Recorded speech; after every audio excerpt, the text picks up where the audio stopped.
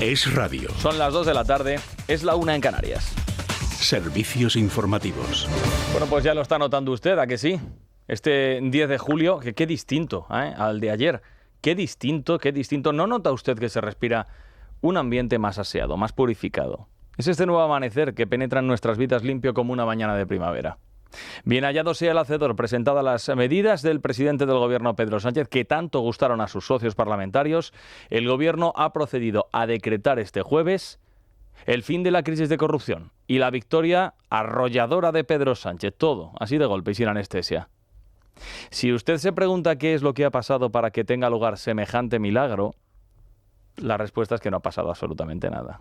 Solamente que para los socios del gobierno la corrupción de Pedro Sánchez es más tolerable que la posibilidad futura de que a España llegue a un gobierno de la derecha.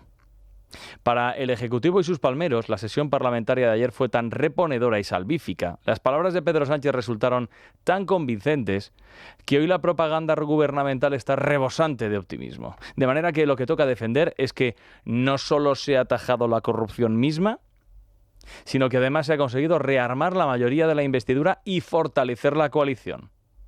Este anuncio se hacía público con inmenso alborozo esta mañana en Televisión Española. Adelante, ministra portavoz. Se demostró, ayer creo que se vio más allá, evidentemente, como les decía, ¿no?, de la posición de los distintos grupos parlamentarios. Yo sí que le diría que tras el debate que ayer vimos, se ha renovado ese acuerdo, sobre todo de investidura, se ha fortalecido y por ende también el gobierno de coalición. Esta es la cosa y esta es la idea. No es que Pedro Sánchez salvase una bola de partido, no, que va. No es que salvase el clásico match ball. Es que acaba de ganar directamente el campeonato y va camino del podio, presto y derecho para recoger la copa. Bueno, yo creo que es muy evidente, ¿no?, que fue desde luego una victoria política de primer orden para el gobierno y para el presidente del gobierno, para Pedro Sánchez.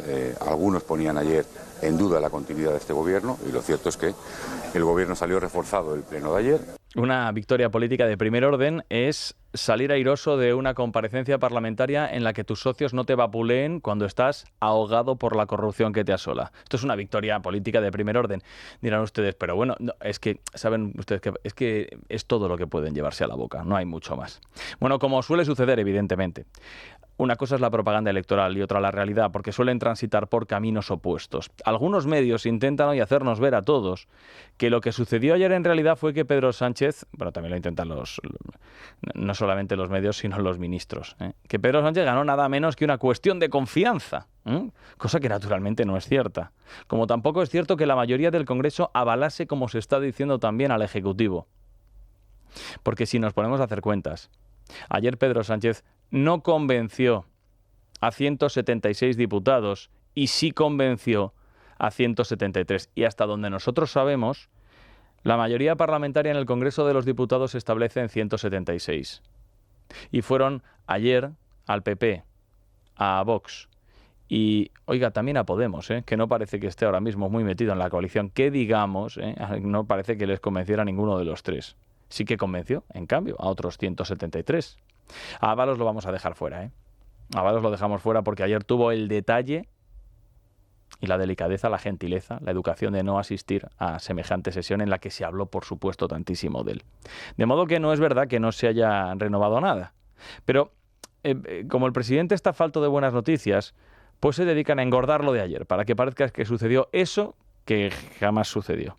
Porque se pretende convencer también al personal de que presentarte en el Congreso fingiendo consternación, pidiendo perdón y sobre todo decir que asumes tu responsabilidad, ya es asumir alguna responsabilidad.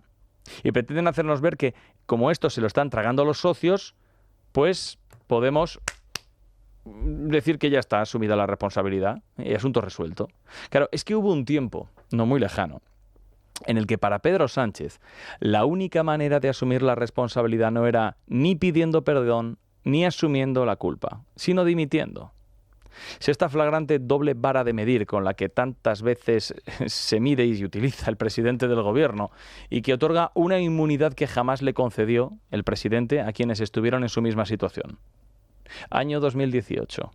La responsabilidad entonces se asumía dimitiendo Entonces era Pedro Sánchez el que le echaba en cara a otros que hicieran gala de la incapacidad, señor Rajoy, de su incapacidad para asumir en primera persona las responsabilidades políticas que toda España y la mayoría de esta Cámara le exigen, responsabilidades políticas que serían automáticas en cualquier democracia homologable a la nuestra. En cualquier democracia homologable se dimitiría, esto es verdad. Esto que decía Pedro Sánchez es cierto. ¿Saben cuál es el problema?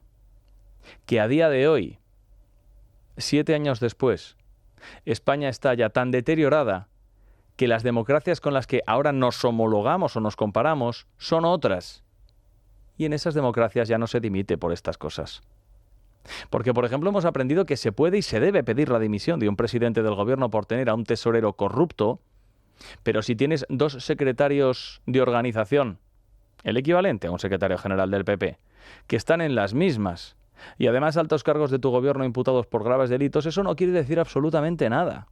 Es que en el ánimo de innovar y de retorcer la realidad, esta mañana hemos aprendido que directores generales de los ministerios del gobierno, secretarios de Estado del gobierno, no forman parte del gobierno. A un exministro que estaba en el gobierno le sumamos la imputación de su número 2 y de un director general de carreteras. Y estos estaban en el gobierno. ¿Ustedes siguen diciendo que este caso no ha afectado al gobierno? No. El caso, lo que desde luego ustedes conocen y este gobierno también conoce, ha sido el caso de José Luis Ábalos, el caso, por supuesto, de Santos Cerdán. Siguen diciendo que este caso no afecta algo, no ha afectado al gobierno. Dicen, no, Pilar Alegría, lo decía en Televisión Española. Este caso no ha afectado de ninguna manera al Ejecutivo. Debe ser que Ábalos era ministro de Mariano Rajoy y que Pardo de Vera, exsecretaria de Estado, y Javier Herrera, director general de carreteras, eran cargos, qué sé yo, de Isabel Díaz Ayuso, por ejemplo. Y por cierto, para ser las medidas que van a salvar a España, hoy tampoco es sencillo encontrar en las portadas qué dicen esas medidas, en qué consisten exactamente, porque claro, nos van a salvar de la corrupción, nada menos. Así que procedamos a contarlas, ¿no? Pero da exactamente lo mismo, que no se cuenten, que no se mencionen, que se pase por encima de ellas, porque lo importante no es lo que digan, lo importante es que son adecuadas, y lo son, que lo dice Grande Marlaska. Bueno, hay medidas importantes, complementarias, como es la Agencia Estatal Pública contra la Corrupción, para poder coordinar y controlar todas las medidas, y hay otras medidas también para todavía ser más eficaces en ámbitos tan esenciales como la contratación pública, etcétera. En esos términos yo creo que todas las medidas son adecuadas, necesarias, atendiendo al estado de situación y para ser más eficaces. Muy eficaces, por supuesto que sí. Miren, la mayoría de las medidas están recauchutadas. Había muchas de ellas que estaban en marcha y hay otras que son tan novedosas como por ejemplo, es que según parece ahora, a España la van a proteger de la corrupción personas tan independientes como el fiscal general del Estado, el imputado Álvaro García Ortiz, cuando empiece a tutelar la instrucción de las causas judiciales. Ahora mismo a España la van a salvar también con estas medidas que presentó ayer el presidente del gobierno, personas tan independientes como, independiente entre todos los, José Félix Tezanos, que va a preguntar por la corrupción todos los años. Nos van a salvar de la corrupción entidades tan independientes como esta nueva agencia contra la corrupción, que evidentemente va a estar tutelada por el gobierno de España, y vamos a tener medidas tan positivas como esta que es encomiable. Miren, es endurecer de nuevo los delitos de corrupción política que se eliminaron, que Pedro Sánchez eliminó, solo para beneficiar a los independentistas. Es decir, cuando lo necesitas, porque te lo piden los independentistas, pues eliminas los casos de los delitos estos. Y ahora que la corrupción, pues entonces coges y dices, no, vamos a reforzarlos, ¿eh? La yenca del Código Penal.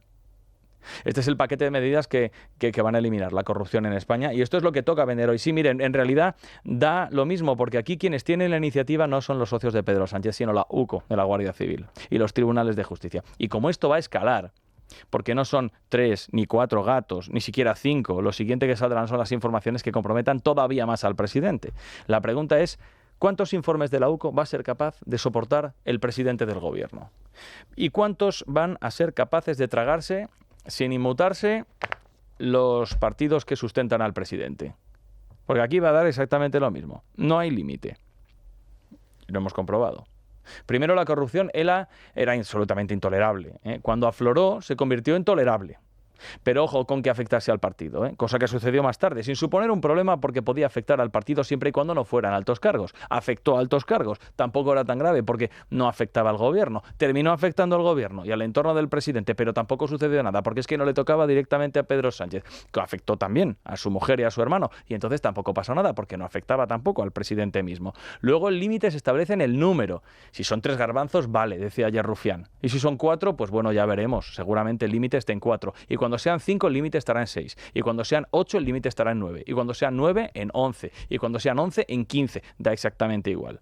A continuación, la línea roja estará en la financiación ilegal, que convertirán también en asumible, porque claro, no era tanto como se decía lo que ha llegado al partido. Y llegado el momento en el que afecte también si lo hace al presidente, pues ya se inventarán otra cosa.